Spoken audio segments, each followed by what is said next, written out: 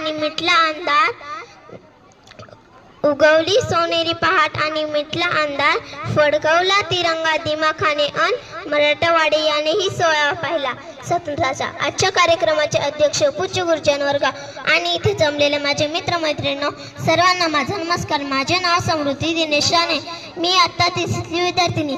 मी आज तुम्हाला मराठवाडा मुक्ती संग्राम दिनाविषयी 2 शब्द सांगणार आहे, ते तुम्ही शांत चित्ताने ऐकावे अशी माझी नम्र विनंती। आज 17 सप्टेंबर हा दिन आपण मराठवाडा मुक्ती संग्राम दिन म्हणून साजरा करत आहोत। सर्वप्रथम सर्वांना मराठवाडा मुक्ती संग्राम दिनाच्या हार्दिक शुभेच्छा। 15 ऑगस्ट 1947 रोजी आपला भारत देश स्वतंत्र झाला, परंतु आपल्या मराठवाड्यावर निजामाचे संस्था राज्य करत होते। त्यांचा अन्याय आपली जनता खूप सहन करत होते। एवढे बोलून मी माझे 2 शब्द संपवते। जय हिंद, जय भारत।